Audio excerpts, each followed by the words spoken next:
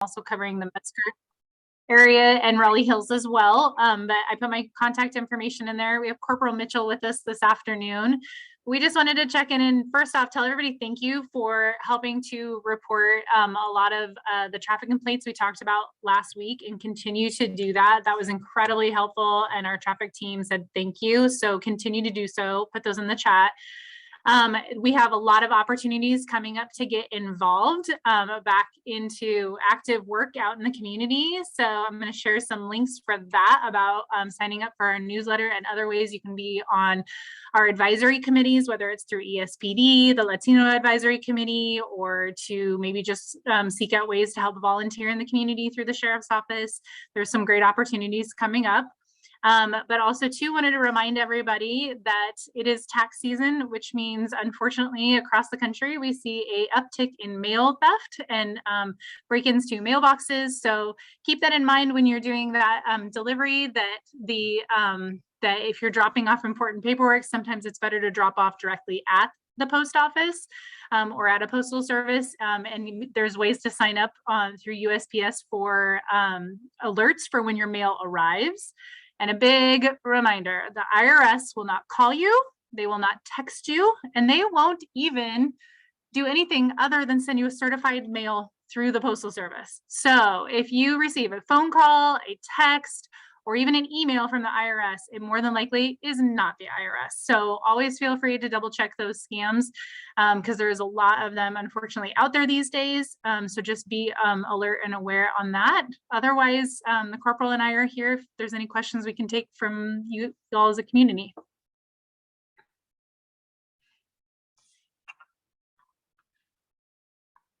All right. Oh, Jacob's got his hands up. Okay, let me see. For some reason, I cannot see that. Oh, there we go. Hey, everybody. Great. Okay, we can hear you. Perfect. Just a question. Is there an upcoming sheriff's bond or a bond for the Washington County Sheriff's Office in this election cycle? There's a levy and actually a presentation will be happening here next month. Great. Is there going to be the presentation will include a breakdown of potential expenditures should the levy pass, or is that coming up? Yes, so they'll have all that information next month. Okay. And is there a citizen input method for that, or is that already predetermined?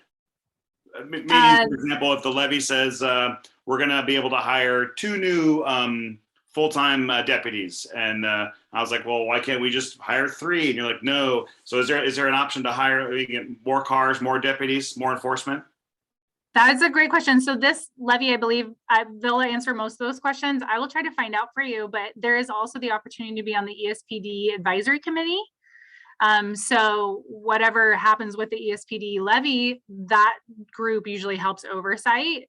But I believe the ballot has already been put up for this year, or for this session, but they will have a lot more information. Unfortunately, don't have a lot at the moment. Sorry, Cody, we can look at it next month. I just had some questions, and obviously taking input from the sheriff and in that department, and whether it's the county jail, right, still overseen by the sheriff's department. Yes. The jail is, yes, but that is not under the ESPD. Okay. Yeah, we can touch on this next month. So perfect. Thanks. Mm-hmm. Michael, Corporal, maybe you know anything, how backed up is Washington County Sheriff's Office on picking up the marked abandoned vehicles? So I know that it's slowed down a bunch during COVID, but as we're kind of resuming a little bit more of normalcy, I know that our civil department is getting out there and following up with tagged abandoned vehicles and getting them towed off the streets and places they're not supposed to be. So I would advise that if you're seeing a delay or it's not happening where it's not getting towed, or someone just keeps ripping the tag off, the tow sticker off, just keep calling in because a lot of times without knowing the particular circumstance that you're referring to, people will either just pull the tag off or they'll move the car to a driveway and then back onto the street a day later kind of thing. So just, be consistent and keep calling in until it gets towed. But I know that we are increasing our response time in getting that taken care of. I hope that answers your question. Thanks, Had Michael. one disappeared off of our street, so thank you. Appreciate it. So I put the abandoned vehicle reporting in there too. And then feel free, if you ever have reporting that you see like things on your Ring camera the next day and don't have suspect information, that online reporting tool, otherwise non-emergency for any other reporting concerns, and of course 911. If you just have a general question, you can always feel free to reach out to me too, or I can try to follow up. Any other questions for the Sheriff's Department? So speaking of Ring cameras, how does that data get sent to you folks, the sheriff, or, if we see something, how does that done? How is that done? So there's a couple of different ways. If we're having a conversation over the phone, and for whatever reason we're not going to meet in person, you can always email the link to the Ring camera or download a video clip and email it to us. Otherwise, if we're in person, we could watch it on your phone, obviously. But it's super helpful to have that video in these cases like catalytic converter thefts or vehicle break-ins or prowlers, because we can take that still image of whoever the suspect might be and create a attempt to identify bulletin and send it out to all the local agencies in attempt to identify the suspect. And I've been amazed from cases I've worked where some officer in maybe even another county will recognize the suspect and identify them from a previous case they have worked with them. And then we're able to link it to ours. So that video evidence is super helpful. Even if you think like, oh, they've got a hood on and, I can't really see their face. It's still helpful because certain people walk a certain way, or they were wearing the same exact thing when it matched a different from an earlier incident. Let's say that police were out contacting them. They were wearing a, polka dot shirt, and then they're on your video wearing a polka dot shirt. Someone might be like, oh no, I went out with that person earlier. And then we can identify them that way. So there's certain factors that can still play in to positively identifying people, even if we don't have like a full face shot kind of thing. Okay, great. Yeah, thank you. Yeah, of course. Mm-hmm. And Jacob asked in the chat, Corporal, if vehicles parking concerns, should we contact Washington County, the code enforcement, that link we put in, or should they reach out to non-emergency, which is better? So if it's a code enforcement type thing where, let's say someone's living in their car and it's full of trash and mold, but it's legally parked, it's just a general hazard, like health hazard concern, I would call code enforcement.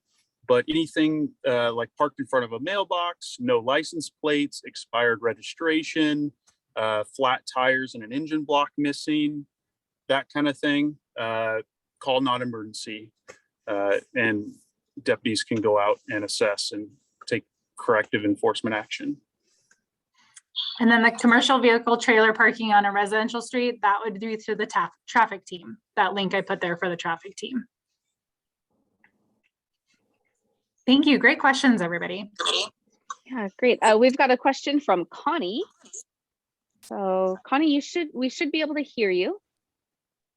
So am I unmuted? Yes, we can hear you. I just want to thank the Washington County Sheriff's people for doing the job. I'm really appreciative that people are willing to do it in this climate.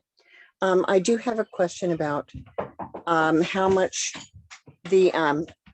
what the traffic speeding ticket money goes to, who it goes to, and who it can benefit. And particularly I'm interested in getting a camera between Highway 8 and Highway 10 on 170th, because I think the speed limit there is 40, and I'm live in that area and I'm continually passed by people going 50 or 60 between 8 and 10. So I would love to add to the coffers for the Washington County Enhanced Sheriff Program by getting tickets to some of those folks. Thanks. Thank you, Connie. I will try to find out that information. Do you know that, Corporal? Otherwise, we can find that out for next month. Yeah, well, I wanted to say thank you for your support, and we couldn't be doing the job without the community's support. So we thank you just as much, if not more. I know that if you go on to the Washington County website, and maybe since I'm on my phone, if you're on your computer, maybe Cody, you could find the link, but you can submit traffic complaints or requests for extra traffic enforcement directly through the website on Patrol's traffic enforcement page. And then the traffic sergeant, Sergeant Wilson, he will send out emails to Patrol of specific regions or streets, intersections, that kind of thing in the county that have been requested for extra patrol or traffic enforcement, so that deputies on patrol, while we're not responding to calls for service, can go enforce some traffic laws in that location. In addition to that, our traffic team will then enhance their focus on those areas. And I know we also have the speed radar trailers as well, but he would be the best point of contact for that through that link. And I went ahead and put that traffic link in again. You can always call me too or email me, and I can get you those directly again. But I also added the LUT, the Land Use and Transportation link for additional street signage that we talked a lot about last month, because that's a great tool. Because if it's something you want to see a permanent change or a structural change to the road, that would be through them. Thank you. Yeah, absolutely. Thank you. Thanks, Thank you. everybody. Great. We have one more question from LS. So you should be able to talk. Thank you so much. I would like to get a little bit more information on what happened on this Sunday. I don't know if you have information about that. Sunday at 11:30 a.m. on 185th and Johnson. The road was closed, and I don't have a lot of information, but I don't know if you have that right now. Probably regarding to somebody shooting a gun or something like that. I live very close, so I just wanna know if it's something that you can share. If not, that's totally okay. But in general, I wanna bring to your attention that there is a lot of concern, because we have noticed an increase in crime and stuff like that in our neighborhoods. I know that police officers are doing everything they can, and I want to thank you so much, very much, and I'm glad that we have a police officer right now for all that you are doing. I am I am Hispanic, and I consider this an extremely safe place, but I know things are changing. I feel like a lot of the community members are just families, a lot of single moms with children, and we don't have time to be able to speak our concerns because we have children to take care of, feed them, a lot of things going on. Doesn't mean that we doesn't mean that we don't care about the safety of our children. We just don't have the opportunity to speak sometimes, and that's one of the reasons why from a lot of people that I talk to, I am the only one that is able to attend to this meeting, but there is big concern. And there is also a lot of gratitude for the service that that you do as a county and police officers and everyone. So I want to thank you from the bottom of my heart and from a big silent majority that is just not able to have access to this. Some of us, a lot of it's because of time. We just have to go to work and take care of our families and all of that. And now my concern is coming from a country where I had access to free college, free education and everything. Safety was the problem, and that's what I have to leave my country. I think I expressed this before. I appreciate the safety of our, that our police officers offer to the community. What can we do to support you? How can we spread this word to regular family members, that don't know this, that we can pick up? How can we do this? So the problem that we are seeing doesn't get bigger. As experience, the problem that I saw in my country, it only got worse. How can we fix this? How can we help? How can we spread the word to other neighbors that are just regular, families that want to work and continue? Well, I'll start off by saying thank you for your support. And I think the first part of your question was what happened on Sunday morning. I'm not completely sure. I know there was some type of shooting. I'm not completely sure what happened. I wasn't working.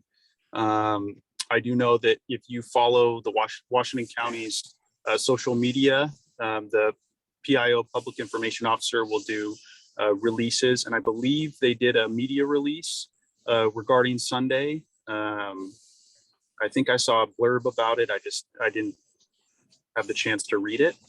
So that's a great place to check for rapid updates for what information can be released at the time. As far as the community, and what you were experiencing and feeling, I would say that, and you said that you work and you're a single mom, you live a very busy life and can't always call in when you see concerns. So, which is totally understandable.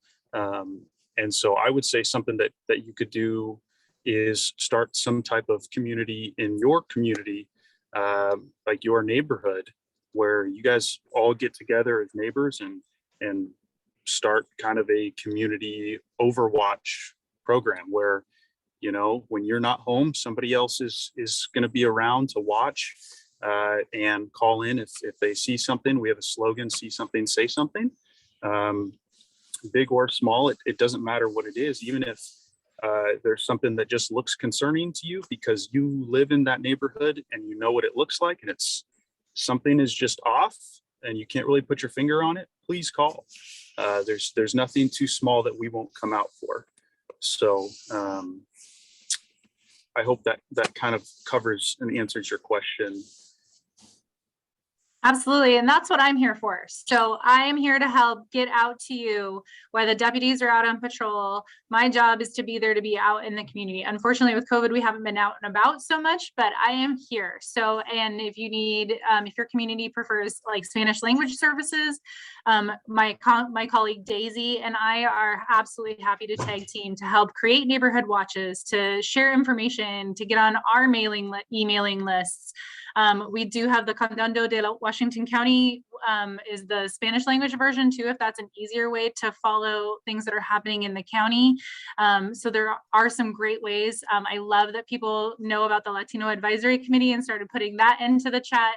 I put that the direct phone number for the woman that manages that advisory committee, and they have a lot of additional resources as well. But absolutely feel free to email me. Also, when situations like you just brought up about Saturday happen, you can call me and I can usually find out and give you very basic information, but I at least can like reassure you that if there's not something that there's a concern for in the immediate area for you as a neighbor, I usually can help at least answer those questions for you. So feel free to call me or email me, and I'll put my phone number in the chat again as well. I appreciate everybody speaking up tonight, and I really look forward to next month when we're back here and we have some commanders with us and can hopefully dig into some deep questions. So thank you very much. Great, thank you guys. Thanks, that was awesome. We're going to go to Tim from THPRD to tell us about all the exciting things happening at Tualatin Hills Parks and Rec. All right, well, thank you, Becky. Good evening, everyone. I'm Tim Bonin. I work in the Design Development Department for THPRD. And I'm going to start just with a few reminders going on in the month of March. Our walking museum continues now and through July. This is an interactive exhibit that highlights Latinx youth activism, sparked by a statewide movement for equity and racial justice in education. So you can visit these exhibits at Autumn Ridge, Camille Park, Cedar Hills Park, Recuerdo, and Greenway Park, and also at the main complex, the HMT complex at the tennis center. And again, spring registration is still going on. You can check out our classes and courses online on our website, as well as register for classes. Then also, we're getting toward the end of the native plant sale, and I'll put that link in the little chat bar here in a minute, but we have our spring native plant sale still going on. You can sign up. You have to sign up by March 15th for the plants, for native plants that are available for you to plant at your home. And you'll be able to pick them up from the Nature Center on April 15th and 16th. As far as events for the month of March, we have our virtual regular meeting of the Board of Directors on Wednesday the 9th at 7 p.m. And then on Saturday the 12th, we have a spring yoga and meditation workshop at Cedar Hills Rec Center at 11 a.m. You can celebrate spring with yoga and mindful meditation.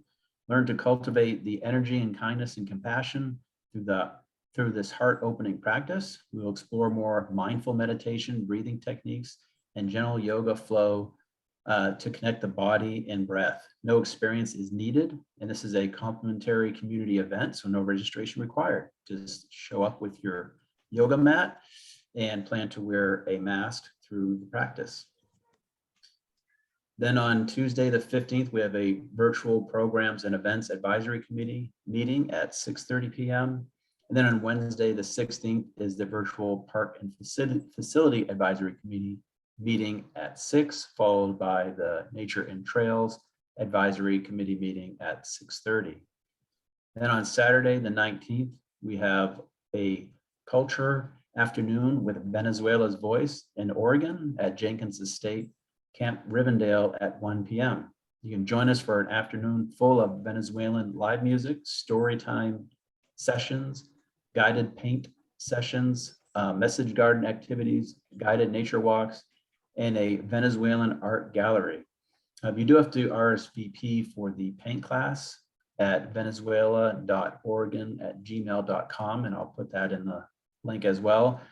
So we have the materials available for you to paint. No experience is necessary, and it's suited for all ages. And then finally, on Tuesday, the 29th through April 1st, we continue with our Welcome Center, Centro Bienvenida, at the HMT Administration Office from 4 to 7 p.m. The event is for English language learners. We will help support attendees in the selection of summer camps, classes, and activities. Interpretation services for other languages is also available. As always, we have one-day volunteer events for individuals, and families that can be found on our website.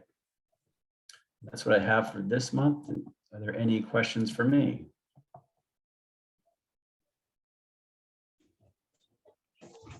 Great. Thank you, Tim. All right. Thank you Lots for of having me. exciting stuff coming up as usual. We're very excited to welcome the Tualatin Valley Water District to our regular They're going to be updating regularly. So I'm excited to have Justin here. So go ahead, Justin. Yeah, thanks so much. I'm Justin Dyke with 12th Valley Water District. I've presented in the longer format here and there as our projects have rolled through, but I'll be joining on a regular basis. So a couple quick updates from us. Right now, we're getting into our backflow season where we will be asking folks to submit their testing for their backflow devices. If you have sprinklers or wells or pool pumps or anything like that, that connect into the water system. We use those backflow devices are what controls and a little bit of safety around the house to make sure that there's no possible contamination from a pool or sprinkler system flowing water backwards into the public water system, which would be unsanitary and unhealthy. So quick plug to our program that we offer for that called the Gold Plan. It's a way that you can, as a customer, sign up and we'll organize and coordinate that testing every year for you. It's $35, which is just covers the cost of the test by a licensed tester. So anyone who wants to sign up for that, tvwd.org/goldplan. We'll be talking a lot about that between now and the end of May when that program finishes up its registration for the year and our testers get out and start testing. And a couple quick construction updates for the CPO 6. We are finished with installing new water main on Southwest Blanton between 185th and 178th. I see Stephen Sparks from Beaverton School District here, who's been incredibly patient at the International School of Beaverton, as we have been out right in front of that school, really making a mess of that street and trying our best to work around their traffic program. Yeah, so only thing left to do out there is the week of spring break, we will do the abandonment of the old water main. We will announce that when we get closer to it with water shutoff that'll be scheduled to disconnect the old water main. And we've got a lot of paving to do thereafter. So a couple weeks, we'll do a little bit more work on Blanton, and early April, we will be out there in force with paving equipment to bring that road right back to what folks would expect of it. And if there are any concerns on Blanton about the temporary road patch, the cold patch asphalt out there, I'll put my contact info in the chat in a moment, and you can please contact me directly with locations and we will get out there and straighten it out as quick as we can. Last thing for me tonight is we've got our 209th and Farmington pressure regulator facility project that's getting ready to kick off here in earnest. We did get our grading permit from Washington County. So at that site at 209th and Farmington, we will increase the height of the property to closer match the grade levels with 209th and Farmington roads there. The property slopes downhill quite a bit really quickly. So we'll be leveling that out and increasing it. We don't have a start date for construction because all things supply chain in the world right now. We are trying to get some of the long lead item parts, especially some highly specialized water system valves and such that are more difficult to find these days than we had really hoped.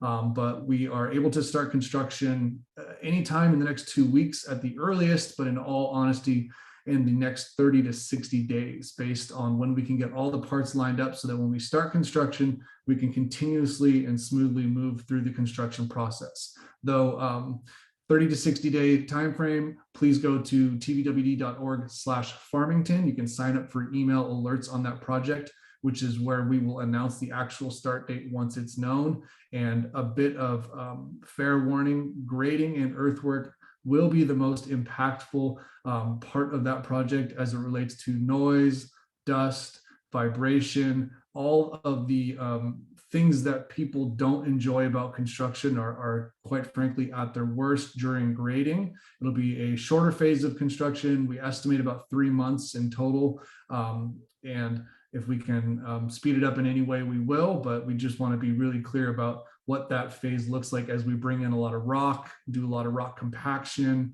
and bring the site in and build a retaining wall. We will be doing a vibration monitoring around the site and around our neighbors to the north in the Madison Place condominiums. We'll be doing extensive vibration monitoring around their property to be as good of neighbors as we possibly can be. Although we do admit building our sites is when we're about as bad of a neighbor as you can be. So I'll put the links to those project websites in the chat here. I saw Becky put one of them in there already. I really appreciate that.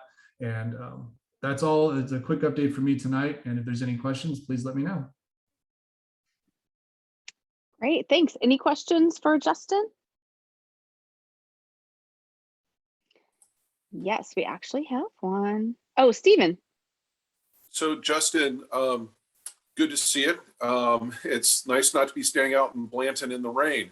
Hey, do you want to mention about the project that's happening in Madeline?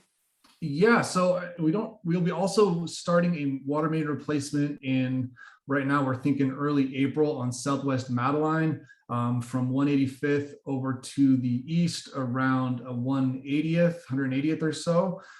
That's just east of Aloha High School. So that one is coming down the line here soon. Again, not an exact start date ready. We've got a short cul-de-sac we're replacing on the north side of our district in between all these activities. So we are thinking right around the 1st of April, first week of April, we'll be starting that project, estimating a 3-month or so duration to replace that water main with a new 8-inch water main out there. And I believe I'll put that link in the chat also. It should be tvwd.org/Madeline. Pretty similar circumstances. We'll go in, open trench, although we will not be doing a road closure on Madeline.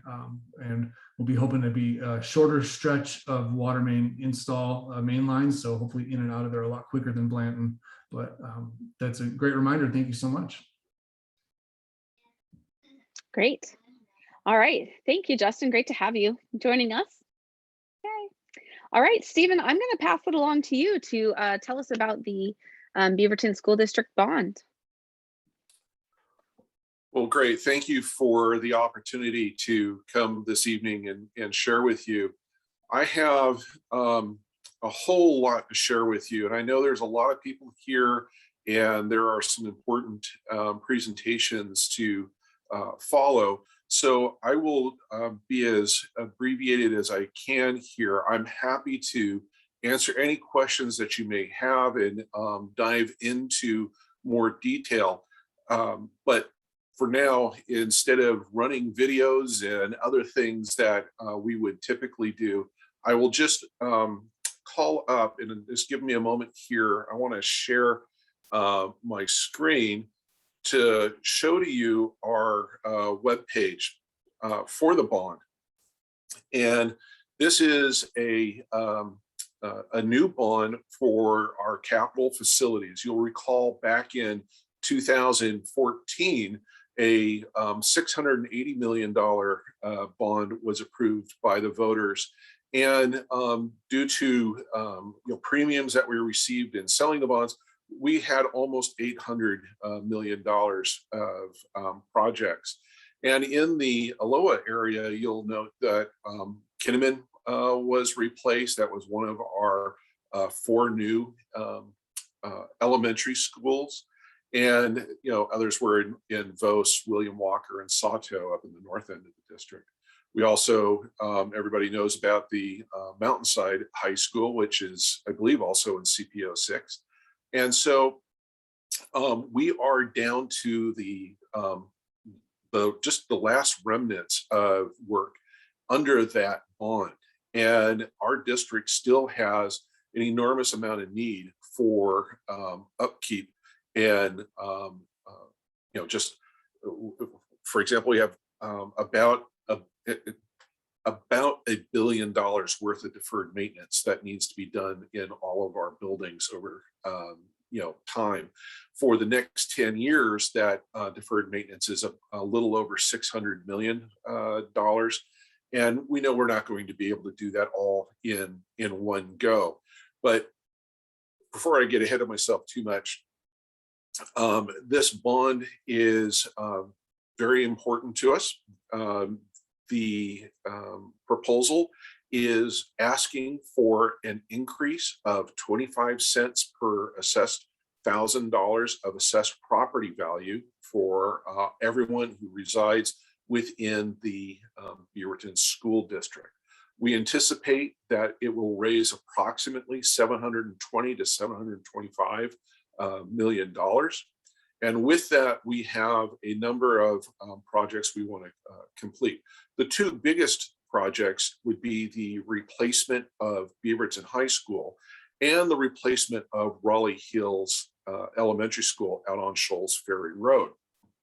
And on this video here, you'll see this unfortunate kid running around in a Kansas City Royals uniform.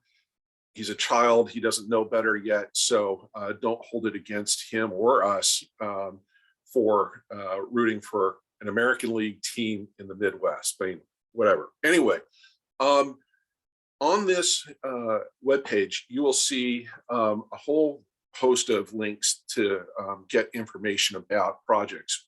We've got a list here of projects that we have completed and will complete under our current bond, and then all the different projects that we have proposed. And there's a lot of different ways to get into what we propose to do with that bond. You can pull down the different schools. So for example, let's look at high school projects. You can click on this right here, and you will see the list of schools. You can click on Aloha High School, and you will see the projects that we have proposed for Aloha High School.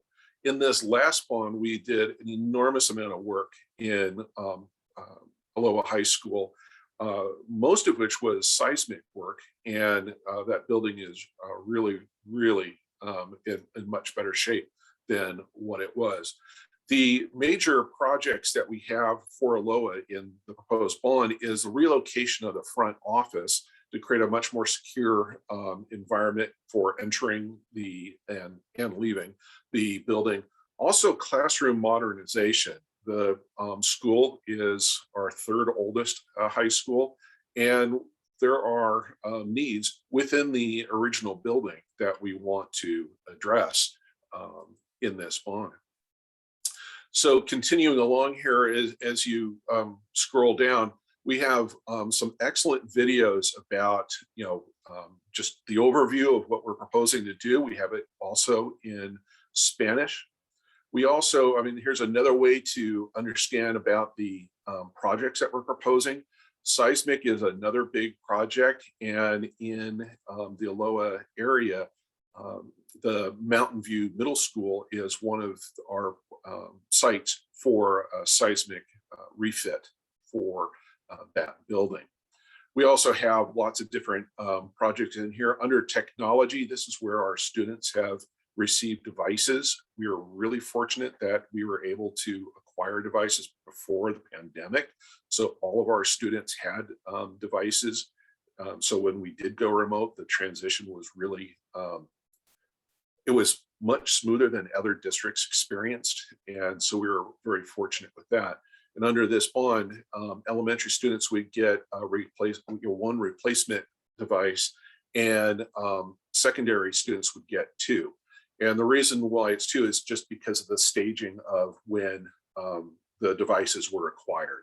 And so we would replace the secondary students very early in this bond, and then again towards the end of this proposed bond, whereas the elementary students would be replaced in the middle. And that's just due to the wear and tear and the lifespan of those devices.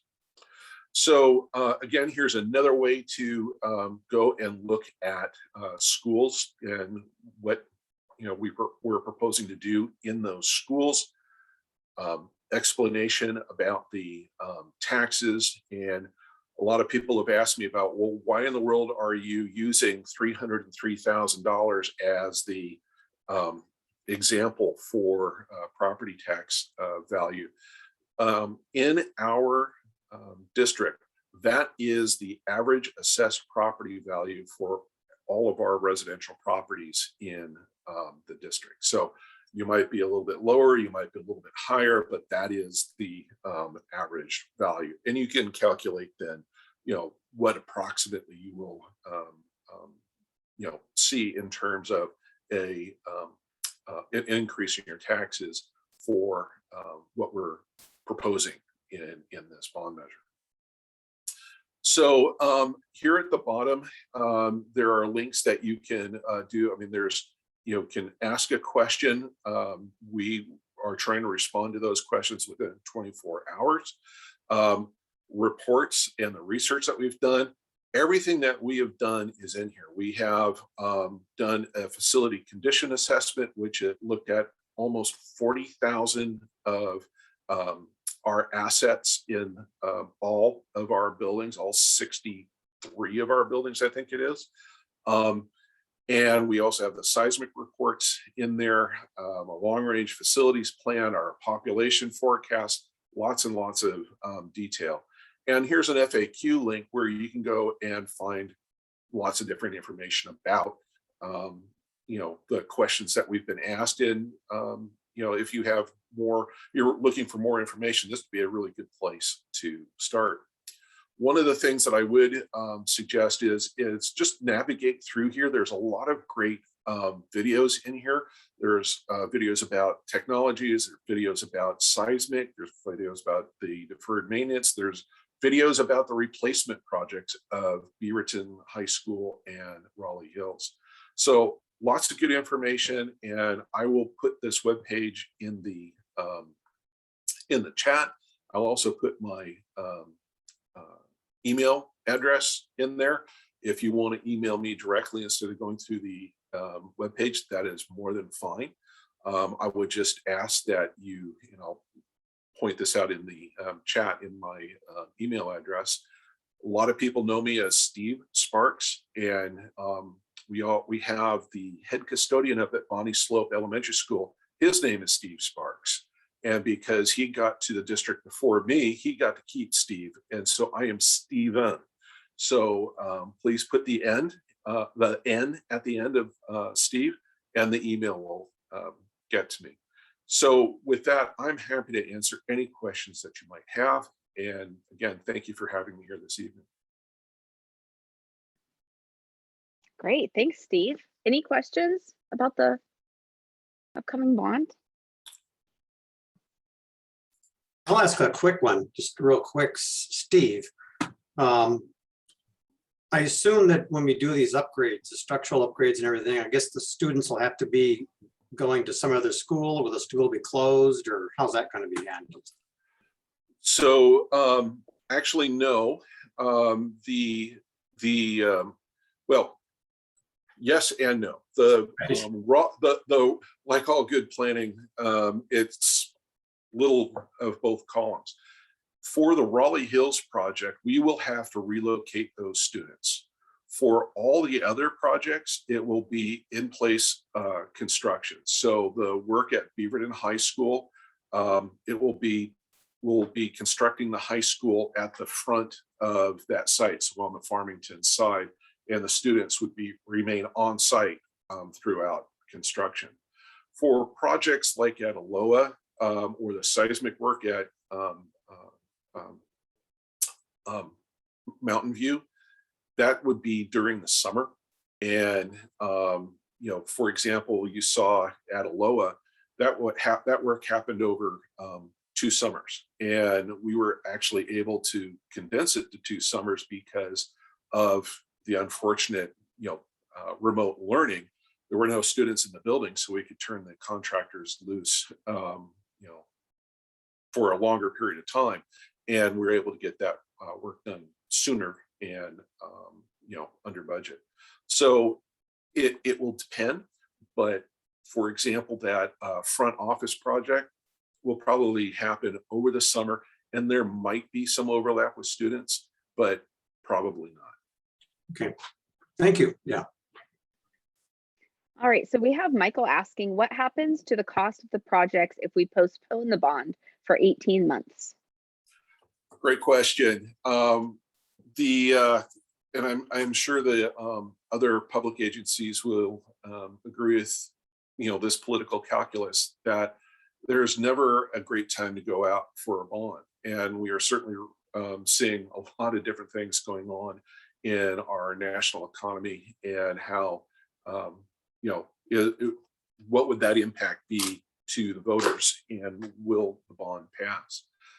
If we were to delay this project, or if the bond doesn't pass, we would be faced with higher construction costs. The materials are not getting any cheaper. and dealing with just escalation that would occur with the projects. Also, it's not, there's always suspect in terms of what is the bond market like at any given time. It's pretty good right now, and hopefully it would remain good over the next few months to years, because we wouldn't sell all the bonds at one go. They're sold over time. So one of the things that we would that would impact us negatively is we would lose all of our institutional knowledge in the term of staffing, because the bond team that we have, we're unique in Oregon in that we have our own project managers, inspectors, and purchasing. I mean, just all the functions that you need to do a construction program in-house. And it would be a real shame to lose that real valuable resource, because the bond that we are currently in will end this year. That funding will go away. Thank you. Jacob, you can go ahead. Hi, Stephen. Hi. Thanks for coming tonight.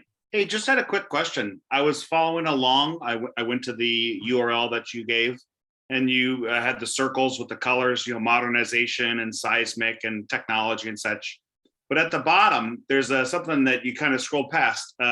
It says includes management for $50 million and contingency of $43 million. And then there's some matching funds. When it says includes, does that mean that's the management? Is that this would be to hire new project managers to manage these, the deferred maintenance, or is this for existing management? And is that already included in things like, I just noticed because the management was more than the cost of the technology or like security, and I'm like, well, maybe if we didn't need so much management, we could maybe get better security or better technology. Sure.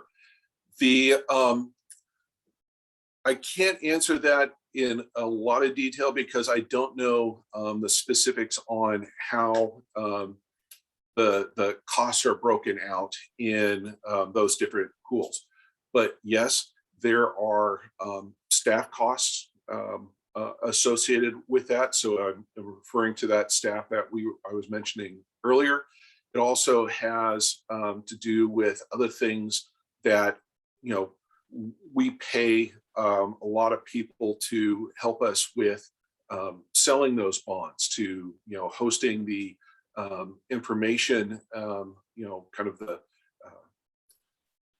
I don't know what a good analogy would be, but I know that when we go to market on those bonds, we have to pay an outside entity to advertise and bring people in to market that bond.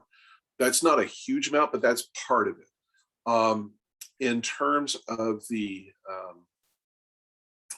other part, in terms of the contingency, that is right now, and it's kind of a broad contingency for again, that escalation. We've tried to put contingencies in those estimates for those projects that we're looking at, but because we know costs do increase over time, that may exceed our escalation estimates, that we need to pull from another pool to help close whatever gaps that may occur. And we've created in the current bond, we've pulled a lot of contingency out of projects because they weren't needed. And we were able to cover a lot of other projects, to spend that money across the district in other ways. I'm trying to think of a good example in the Aloha area, and it's kind of escaping me right now. I mean, I can tell you that if you remember a few years ago, lead in the water was a very big issue. We went and tested all of our sites and discovered that Bethany Elementary really, I mean, it had to, the whole system needed to be redone. And so we pulled money out of contingency to do that. And so we were able to, you know, leverage that amount of money to put, you know, a project where it was needed. Oh, thanks, Stephen. I appreciate your response. And it's good to know, you mentioned is this potential that the Beaverton School District would be adding staff? You know, when you said that management, we'd be adding employees, or are we talking about contract employees who would not be? I'm just thinking if we could leverage jobs in the community, you know, for people who live here and work here and who want to work for the school district to help manage bonds or construction projects versus third-party contractors who don't have skin in the game, if you will. Right. Excellent question. The staff that we have are all local, and you know, will live in the district or live very nearby. The only outside folks that we're using are the contractors that we hire to do the to actually do the work at the school sites. So sometimes they're big contractors, like I believe it was Anderson, who did, you know, the general, who did the Mountainside project, and it was a smaller firm from Bend who then created an office here and started hiring people here called Kirby Nagelhout, who did the Hazeldale project. So, and then on down to, you know, much smaller vendors, contractors for other projects, you know, on the site. And that's one of the things we learned through this process is we needed to do a much better job of, you know, attracting people to bid on our projects, because a lot of time people will say, oh, it's public agency, it's very difficult, I just don't want to deal with it. So that was a great lesson learned, and we have really improved on how to get, you know, local minority and women-owned, you know, businesses, you know, contractors in our projects. And I think, I don't know if we can declare victory yet, but we have certainly improved. Thanks, Stephen. I appreciate that. And to know that you guys, as large as an organization as BSD is, that you're looking at locally owned businesses, local sourcing for products and materials, local workers, and not just sort of playing up to the larger corporations that can come in and steamroll a smaller, you know, say minority women-owned business. But I appreciate it. And also to your point of lead in the water, I'm very concerned about the upcoming switch to the Willamette water supply after the new pipeline's built, you know, but that's something down the road we can talk about that, because that's coming. That is coming. And as Justin said earlier, we've been doing a lot of coordinating on, you know, between us and the TVWD, as well as the city of Beaverton, in preparation for the switchover, as well as just dealing with old infrastructure. And you know, Beaverton High School, 1915. I was with the city when we did a project by Beaverton High School, and it was redwood pipes for the storm drain in there. So let's see, Raleigh Hills, 1927. So there's a lot of old infrastructure in our community, and it's a lot of work to do. Thanks. Yeah, it's just the wholesale switch over, and I know this is off topic, but the wholesale switch over to a new water supply, it's just different enough where it's if we're not testing and thinking about it now, we don't want to be caught by surprise when the switch is made. And then it's like, hey, this old piping needs to be replaced. Nobody ever thought, you know, and this has happened in other communities where the switch you're not saying it, but I'm thinking it. Flint, Michigan, you know, they switched over water sources, and, you know, it had a higher acidity, and look what happened. And I'll jump in real quick, guys. I can assure you, we are thinking about that already. We are doing a lot of testing on the chemistries of the different types of water that based on what we expect to come out of the treatment plant that we are constructing for the Willamette. So there is a lot of thought going into that, on how that water chemistry would mix with the current water source supplies that we get from the Joint Water Commission at Hag Lake, how it would interact with different combination blend levels of that water from the Joint Water Commission with the original source water from the city of Portland, as that water would eventually work its way out of the system, and all of that with the Willamette future water once it's available. We are running a lot of examinations into what that chemistry combinations would look like, how they would interact with different pipe materials, and not only with that, then how to do an extensive district-wide flushing program.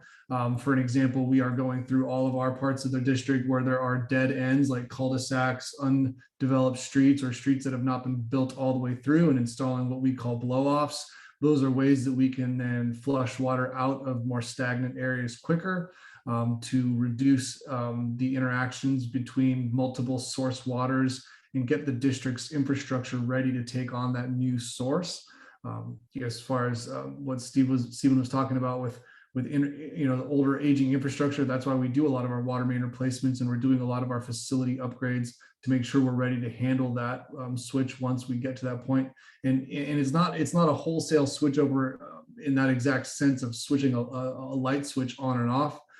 We are estimating when the Willamette goes online in 2026, we'd be taking only a portion of our water in from that system. We'd be still having a heavy component of JWC water from Hag Lake, Barney Reservoir. So it's not exactly like, on a Monday you get Portland water and on Tuesday you get Willamette water. It's, we're talking about water that comes from, 30 miles away on all sides of us. From Portland, it's 65 miles away from the Bull Run watershed. It takes a while for that water to move from point A to point B and all the way through the distribution system. And so we are looking at all of those scenarios, and I'd be happy to talk about that maybe at a future meeting, because I know we are eating into the city of Beaverton's time. Yeah, we're always up for having you.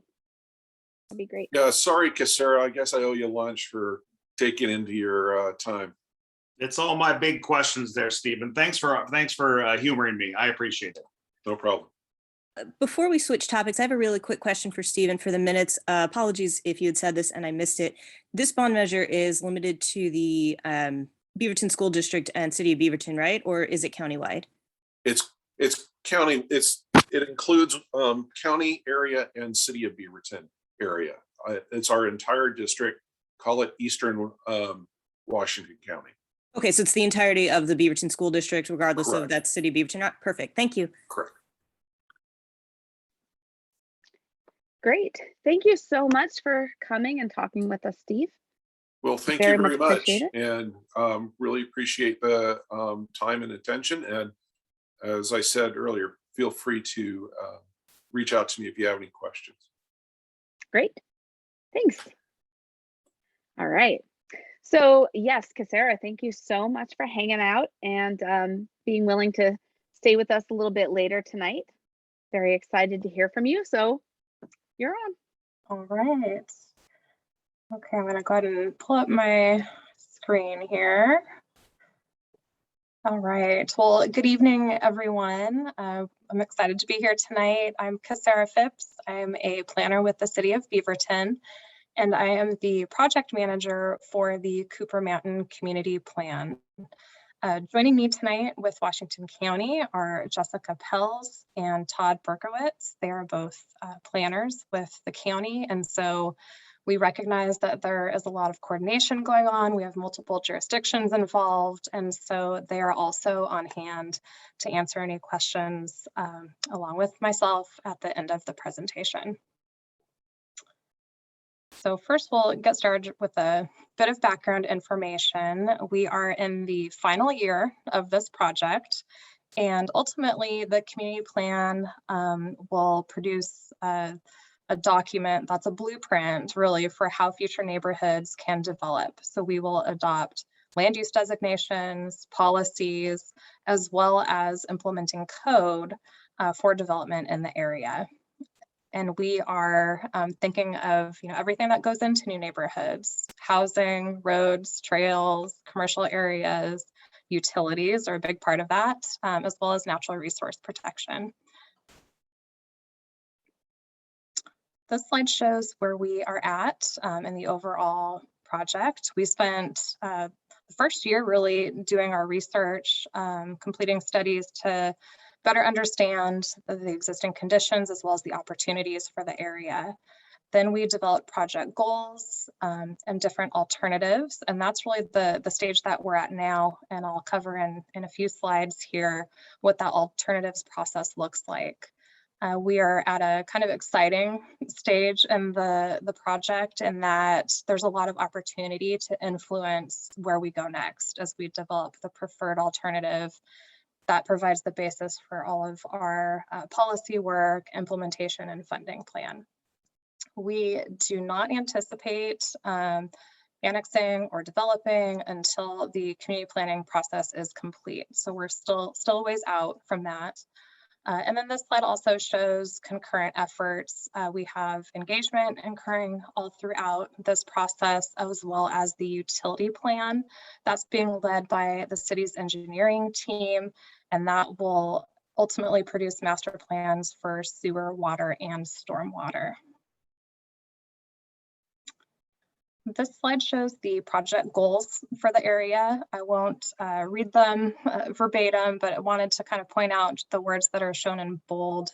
The kind of umbrella goal that really covers them all is creating equitable outcomes for residents in Cooper Mountain. We want to provide a variety of housing, both types and for different incomes. Thinking about how to preserve and connect natural resources.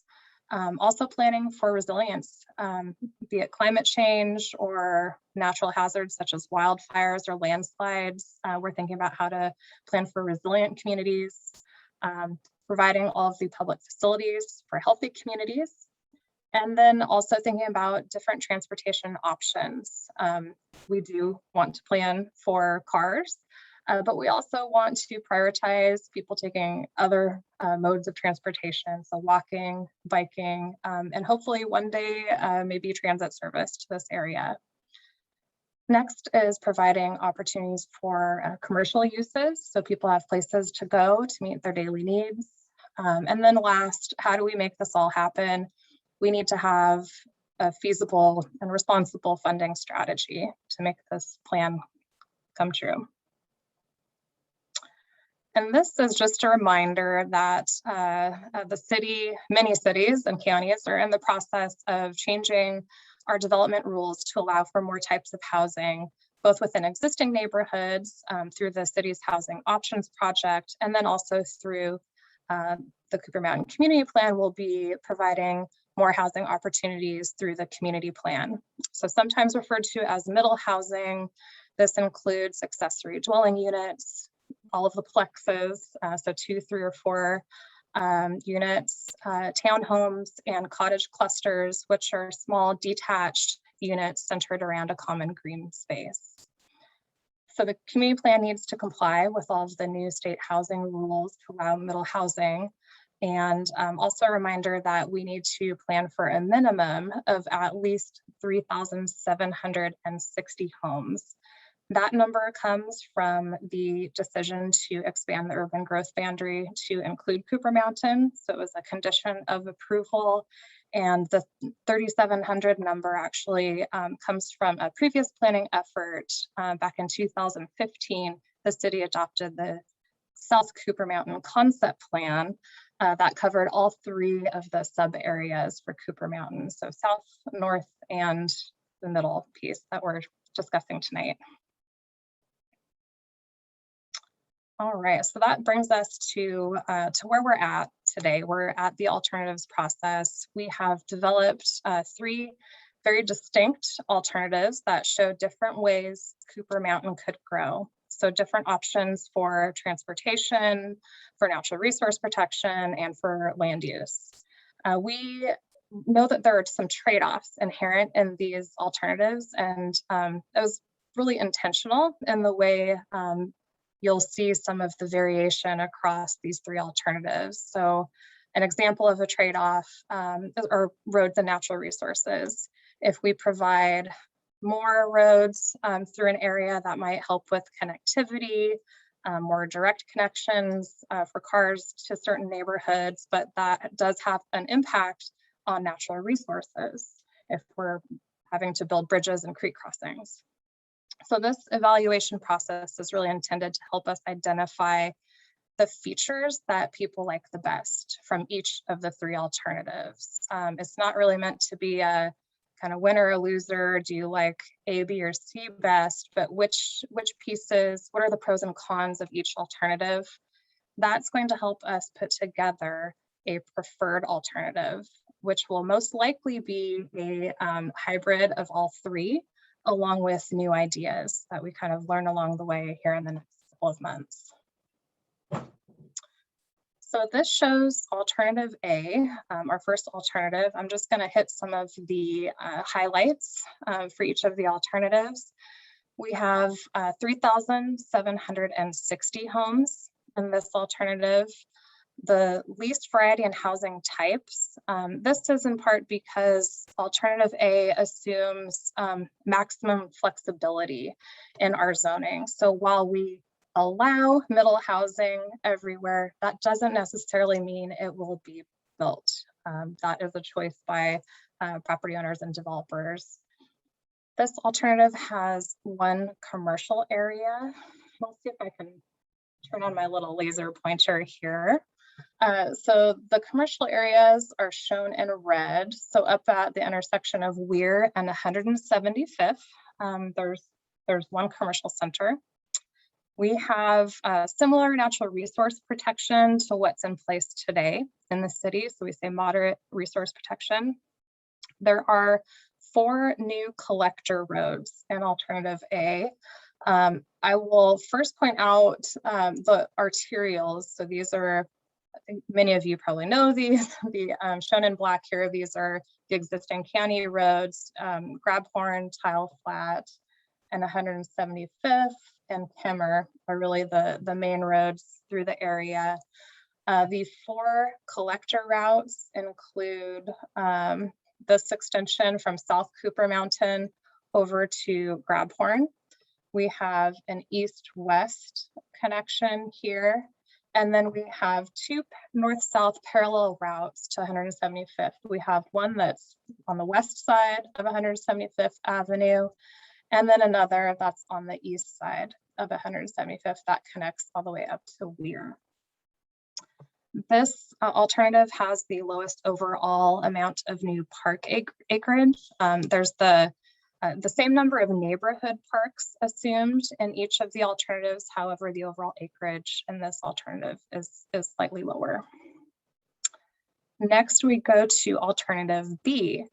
In this case, we jump up to 5,000 homes. We assume a bit more variety in housing types.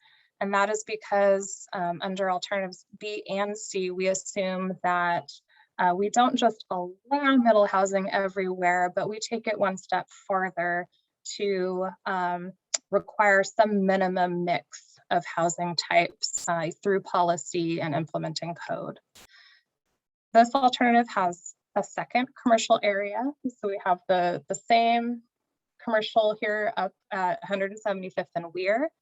And then we add a second commercial area here off one of these new collector roads. You'll also see a new color on this map. We have some purple areas, and these are mixed use. So it could be residential, it could be a commercial, or it could be both together. They could be mixed vertically or horizontally on the same site. And that's really intended to allow flexibility for the commercial areas to grow if there's a market for that, or they could alternately develop as residential if that's really what the market supports.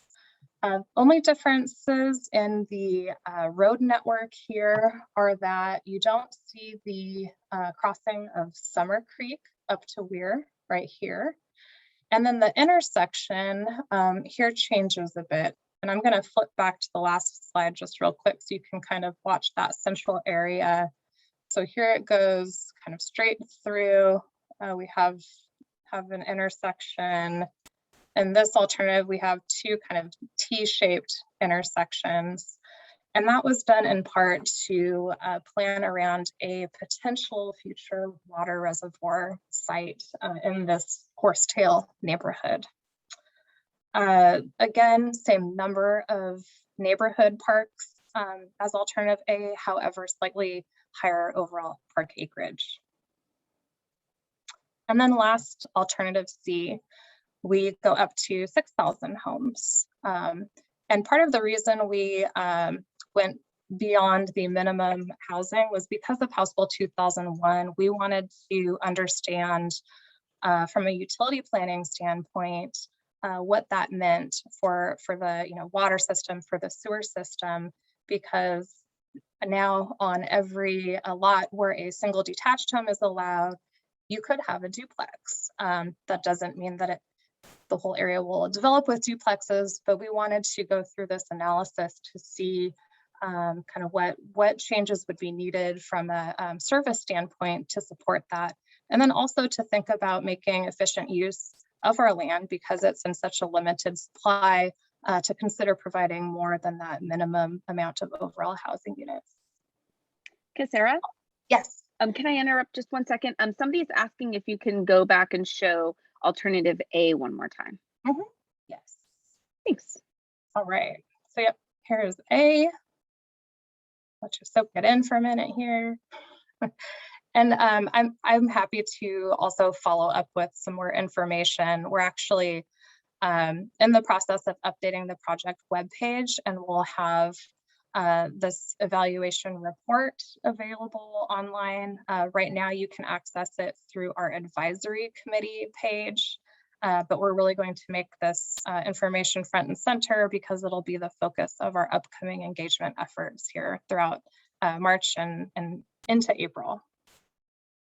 All right, I'm gonna go back to B and then C. Here we have the greatest variety in housing types. So seeing more of those middle housing types such as cottage clusters, as well as the plexes. There are also 2 commercial areas in alternative C.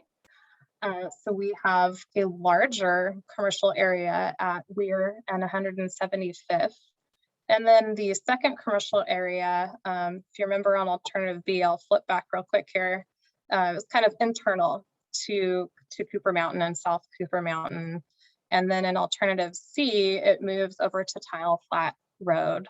So perhaps an opportunity for more passerby traffic and visibility, given that Tile Flat is an arterial road. We still have some of the purple mixed use areas.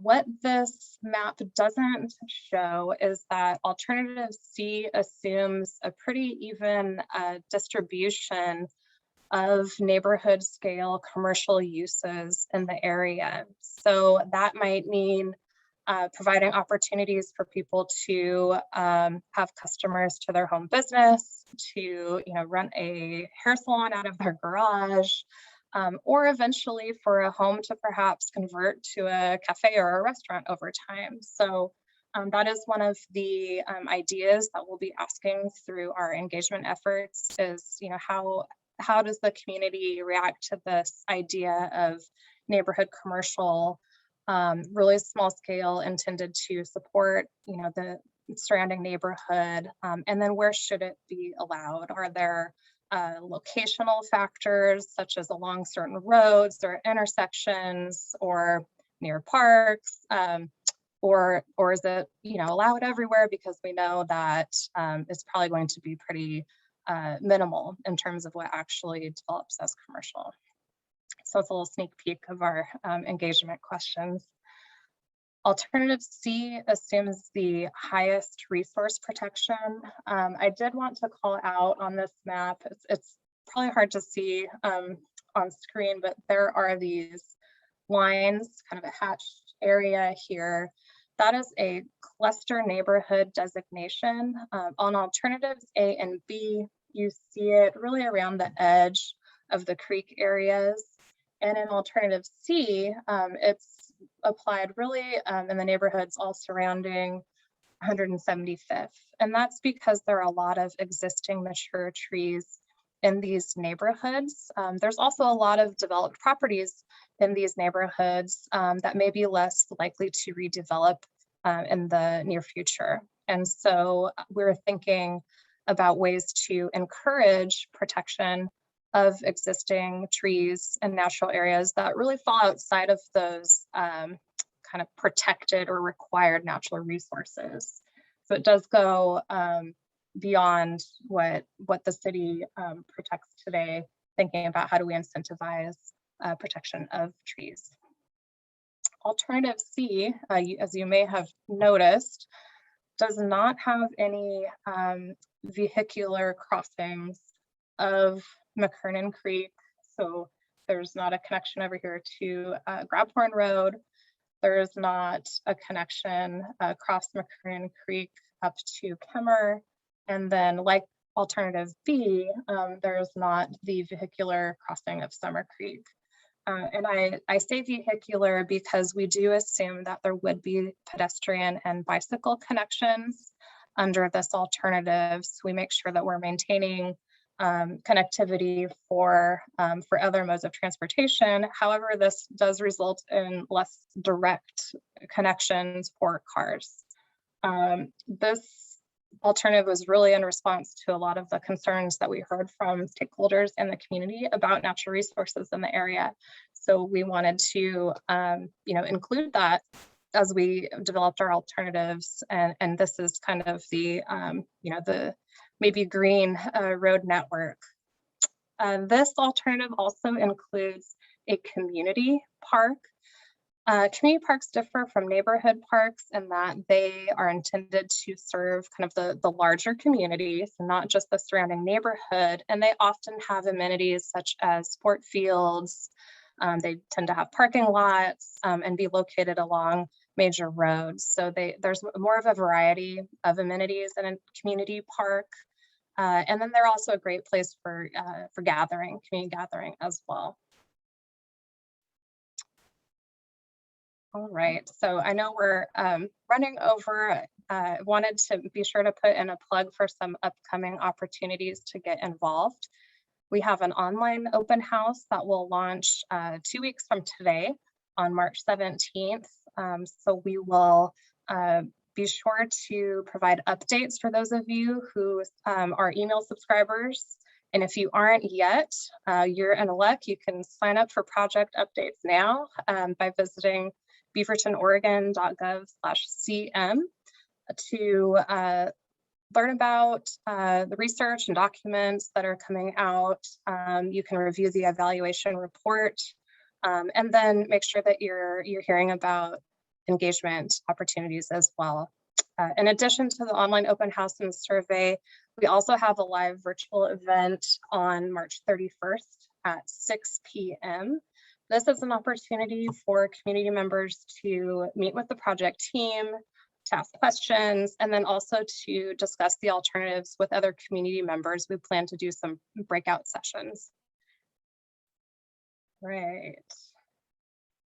So next steps, we are going to continue engagement throughout March and into early April.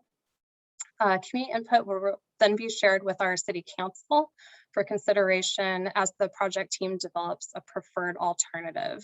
So as we refine the preferred alternative, we're also going to develop infrastructure costs and recommend funding tools to help close those funding gaps. And then this fall, we plan to have a draft community plan for review. And last, I wanted to note that while the city is doing a lot of work in the area, the county does have a couple of related planning efforts. First, there were some transportation system plan amendments. We have an ordinance that was adopted regarding the alignment of the curves at 175th Avenue and Grabhorn Road, tile flat functional classification change. There is another ordinance that is, I believe Jessica can correct me, but moving forward in August regarding the extension of Tile Flat Road. And then last month, the FD20, which is future development 20 acre designation was applied to all of the properties within this area. So a change in land use that was effective in February. And Todd can answer any questions about that. And then last we have Metro. There is a Parks and Nature bond. There's a refinement process that's going on right now. Cooper Mountain is identified as a target area for the protect and restore portion of that bond. And so we're participating and following that process to make sure that both the nature bond and the community plan are in alignment with one another, given Metro's desire to expand the Cooper Mountain Nature Park. All right, and yep, that was my last slide. So here's contact information for myself, for Jessica, and for Todd. I'm happy to paste that in the chat after as well, but happy to answer any questions, and thank you for your time tonight. That was great, thank you. We do have a couple of questions in the chat. One, is this document available to download? It is available to download. I will paste that in the chat where you can find it now. It's going to be easier to find come next week once all of our updates are complete to the project webpage. So you should be able to find it at that beavertonoregon.gov/cm next week. It's not there yet though, so I'm going to send you a link on where to find it. Great, thank you. And then Rob is asking, why does Plan A have the leased homes and leased park lands? It seems with less homes, you would have more land for parks. Part of that comes down to cost, and you're able to better distribute it because new developments pay a fee or a development charge for parks and for other types of infrastructure. So you're able to spread those out among more households, so kind of recouping more costs, and you actually end up with more potential funding for parks and other infrastructure with more homes. Great. Are there any other questions? I really do hope everybody can attend that open house, because that is a very I got a couple questions. Yeah, I was curious, Sarah, you mentioned the annexation process. I'm curious how that's going to happen. Is that going to be just the areas that are being developed will be annexed, and how is it going to be annexed? We have not, yeah, good question. We have not had those conversations with city leadership yet. There are only so many tools under state law. So there are several annexation methods. In the case of South Cooper Mountain, there were very few property owners, and they were very large parcels, many of which wanted to develop. That is not the case in Cooper Mountain. So we may take a different approach.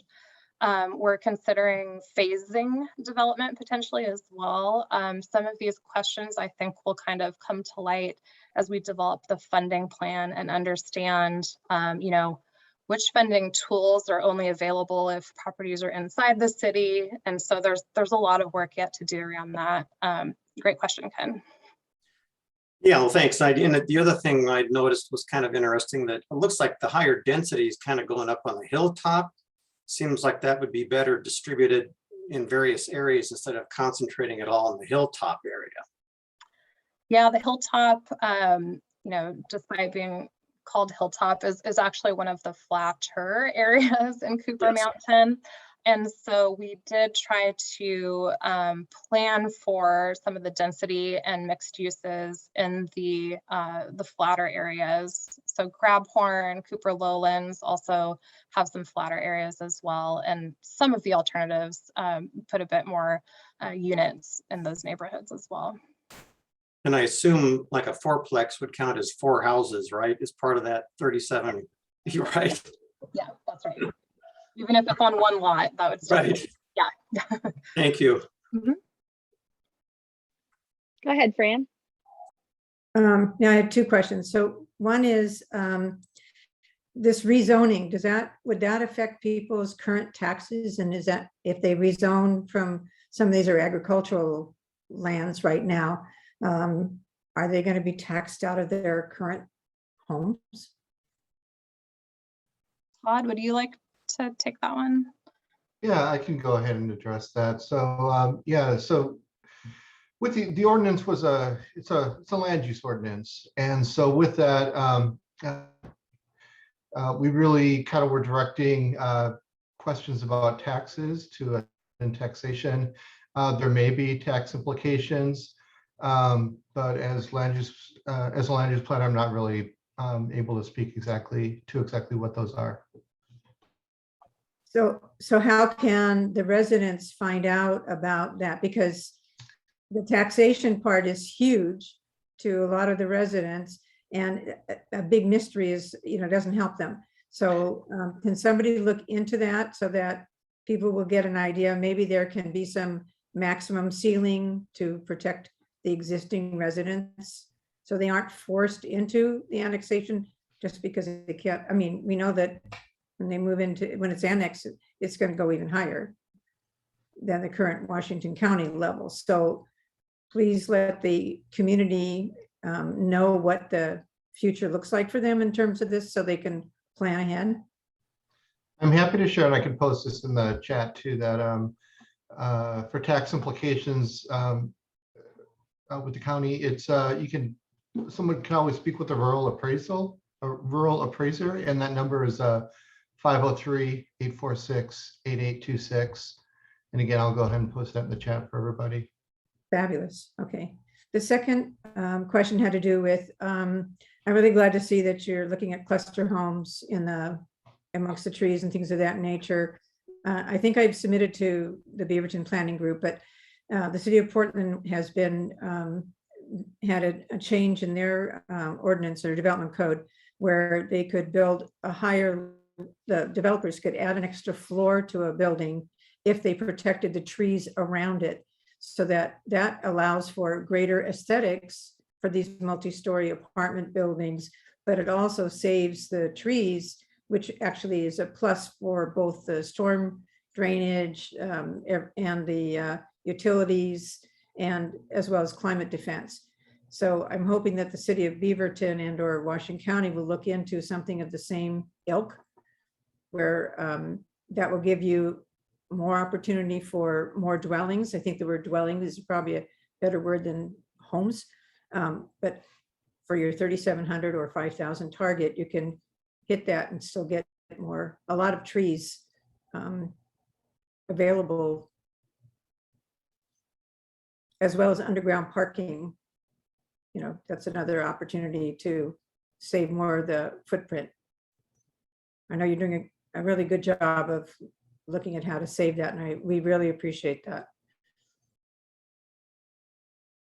And if I can be of any help, just Todd, people know me. I do research this a lot, so let me know what I can do to help. Thank you, Fran. Yeah, we love your passion for trees, Fran. Thank you. I see Jacob, you have your hand up. Yeah, thanks for taking my question. Just had a couple. One is sort of along the lines with Fran, but the push further west away from the main arterials puts residents further away from central services. Presumably, TriMet will offer service that way. But with putting those more folks west, say west of 217, right? They're going to rely more on those arterials with cars. And so with new homes come cars, and then understandably so to get to jobs. Is there I'm looking at some of the maps that you had. Is there a plan for some of those arteries, like on 175th, where you're coming down headed south? I mean, there's that almost really aggressive turn there, and that's still is there a plan to work with maybe the county to get that road updated, or the state? Yeah, Jessica, do you want to take this one? Sure, yeah, I can take that one. Thanks for that question. That is something that's really important that we've looked at actually through a number of transportation studies. We had the Cooper Mountain Transportation Study, and then we had a follow-up Urban Reserves Transportation Study. which was intended to look at the cumulative effect of all urban reserve development in the future on the transportation network and see what projects would be needed in the future to mitigate that.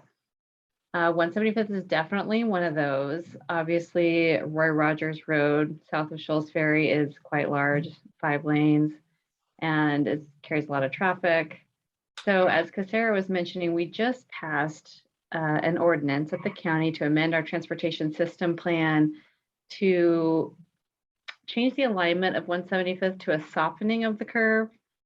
Our recent transportation study included a small level of engineering assessment to see what the preferred alternative would be there, whether it should be a straight line correction or a softening of the curve. And that the softening of the curve is really what shook out of the engineering alternatives assessment, and in part because of the topography of the area. It's really too steep to go straight. So that is in the plan. And then the other thing bounding the Cooper Mountain area is Grabhorn Road.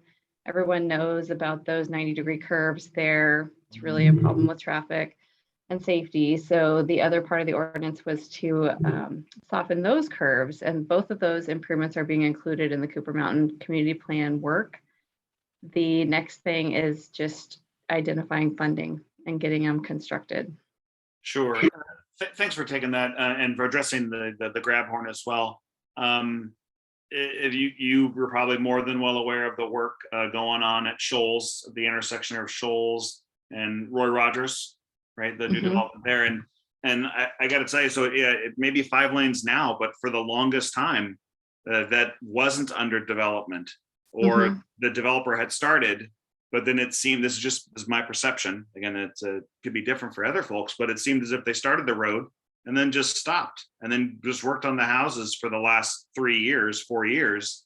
And the road was really super congested. And again, just the further move away from the arterials, 26 and 217, you have a lot of cars on these roads, grab horn, you hear the accidents. And I'm like, is there, again, throwing this out there, maybe just brainstorming, could the road be developed before the houses and the shopping centers are built so that it can accommodate the traffic when the traffic is there?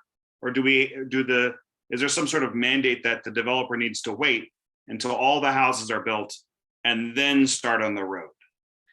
That's a really great question. And actually the Roy Rogers Shoals Ferry, I think, had other mitigating factors.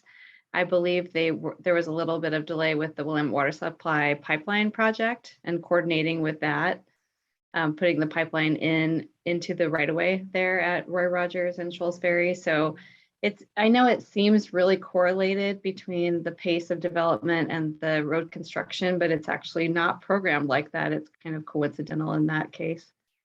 And then to your other question, it is kind of a larger issue, and it's a challenge to fund capital projects. So it depends is really the answer, because many times development actually funds construction of the roads along with development. For example, where you see a half street improvement going in where they might repave their portion of the road frontage and add bike lanes and sidewalks. That's usually required for development that happens along the road. However, on some of these larger arterial roads, such as 175th, Shoals Ferry, Tile Flat, those are more capital project level. So they require the funding to be programmed through either city or county channels or other. And we're actually doing a program at the county right now called our Major Streets Transportation Improvement Program. It's our 5-year funding allocation. So we are gearing up for our next allocation, which is the years 2023 through 2028. Unfortunately, it's countywide and there's a lot of need and not a lot of funding. So sometimes these projects take years to get built, even though they're identified as a need. Thanks, Jessica. Yeah, I know Casera mentioned SDCs, and those are passed, for better or for worse, onto the new home purchaser, right? For hookups for water and for road. But what you mentioned also to Jessica, I see it right now. There's a development being built, and the developer is they improved 3/4 of the width of a street. It's not the lengthwise of the street. Literally, they tore up 3/4 of the width and rebuilt the width. And I literally want to talk to, I want to go down to the county and say, who approved 3/4 of a street? If the developer's not willing to go the extra fourth of a street, who's doing this? So you have 1/4 of a street that's really old and 3/4 new. It just doesn't logically, anybody would look at it and be like, sorry, you want to develop, you want to build some houses, just build the whole street. 3/4 doesn't make any sense. But, again, I'm just, a homeowner, just an idiot here. So there's other things at work. And last question was back to Casera on the development at the top of the hill, off of 175th there near the dog park, right? Where there was a larger density you guys were looking at near the roundabout. Was there any, I didn't see on the maps there, designation for a low income housing or reduced income multi-unit housing? Yeah, good question. We actually, and I failed to mention this when I went through the slides, there are a lot of commonalities between the three alternatives, and one of them is affordable housing. So we have a target of 10% of the total units in each alternative would be regulated affordable housing. The reason 10% was chosen is that's what we'll end up with in South Cooper Mountain if both of the affordable housing developments move forward there. That was largely made possible because of the Metro Affordable Housing Bond that recently passed. And so funding would need to be ironed out, but yes, 10% would likely be majority affordable rental units with some opportunities for affordable home ownership. Thanks, Casera, and thanks for your time, Jessica, on the streets and roads. I'm sure you receive more than your fair share of complaints of folks driving up and down just experiencing construction. So appreciate your patience there. Thank you, Jacob. Right. Are you okay taking one more question? Yeah. Okay. All right. So Eric, you can wrap us up here.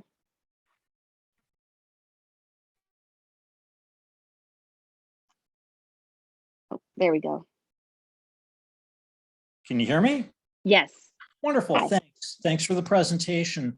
For those of us who've been tracking this for a while, the planning for us really started in 2003 when Metro was mailing us postcards and mapping our natural inventory.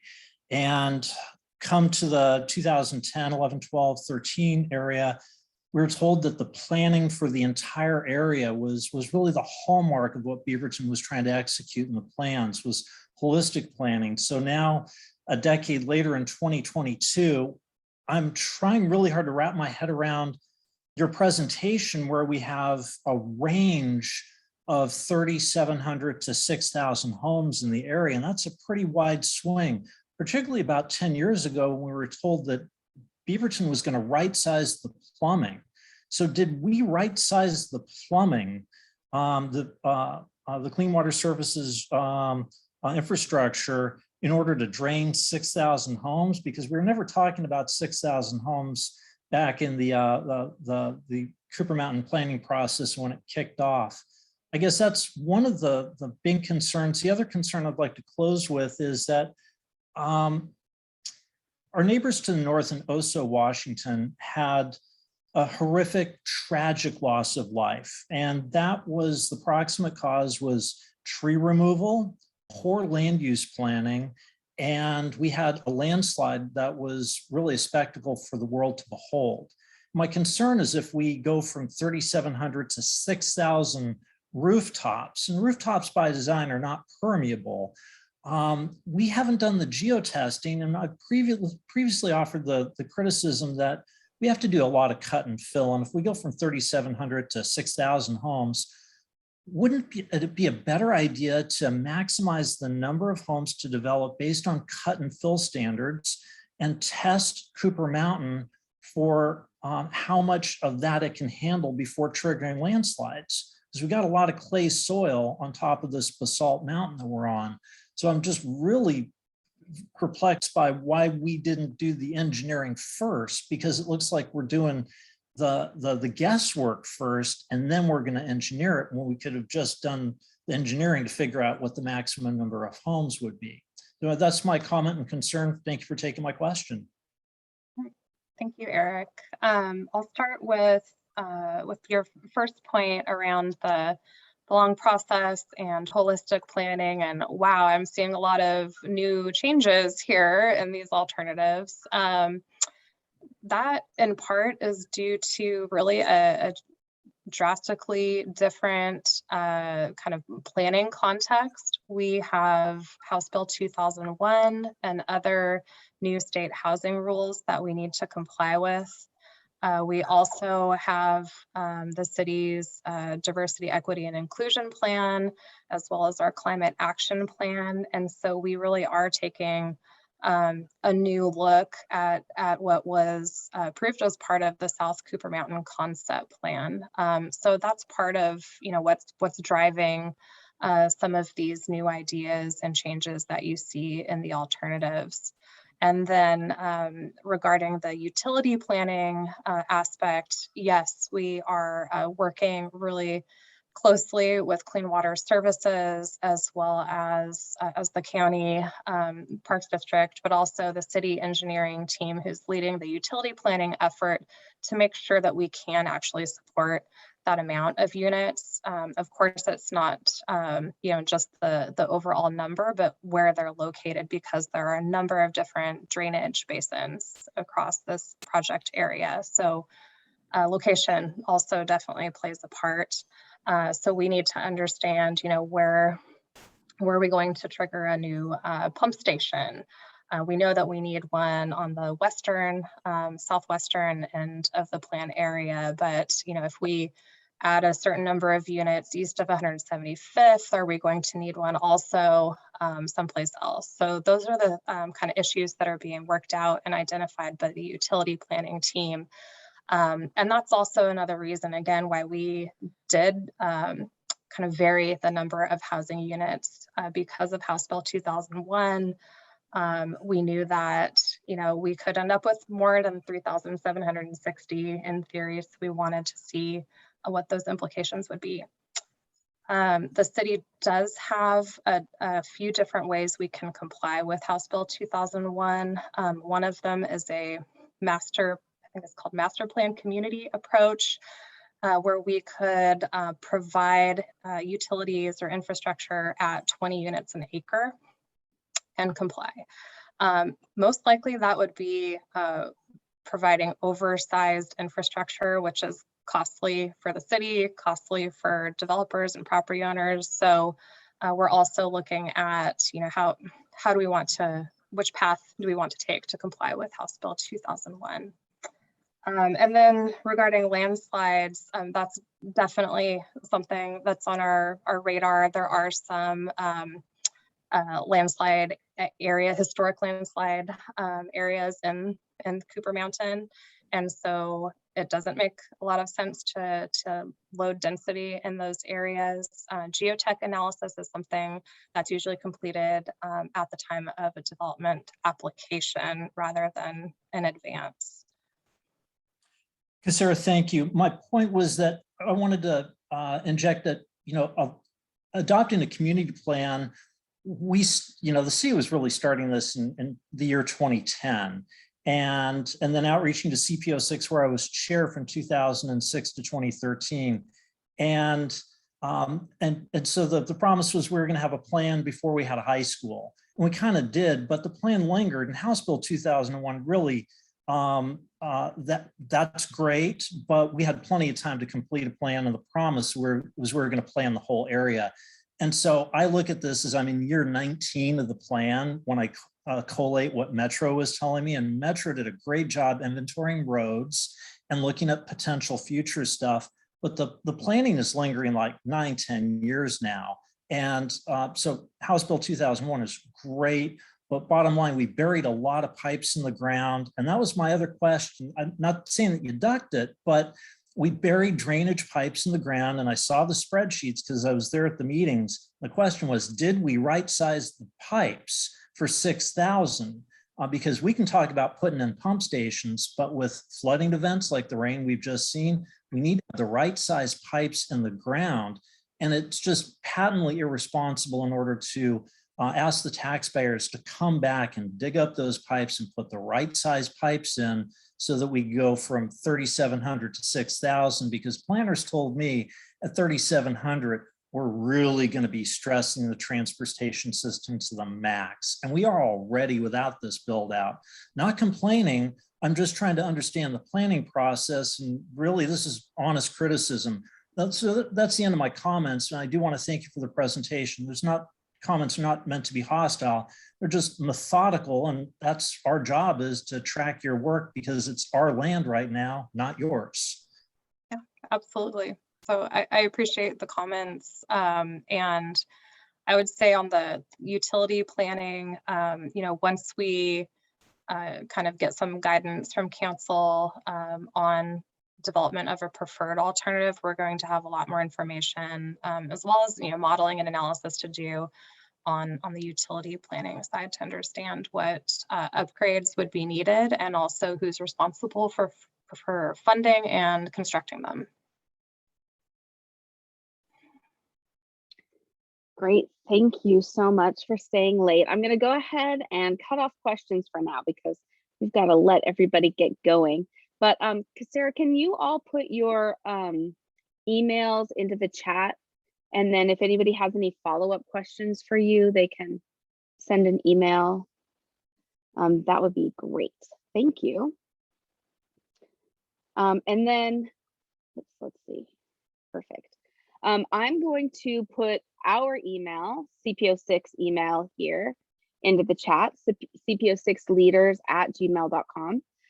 You're always welcome to reach out to us if you have a project that you want to hear more about, or just any kind of subject that you're interested in learning more about. Please let us know. If you'd like to become more involved and maybe be on our steering committee, that would be greatly appreciated as well. Ken, do you have anything? No, I think we've heard a lot tonight, that's for sure. Yeah, yeah. Great. Well, thank you so much to all of our guests tonight. We really appreciate it. We really appreciate you staying late and giving such a great presentation. So, and everybody else, thank you so much for your questions and your participation and for being here. We really appreciate that as well.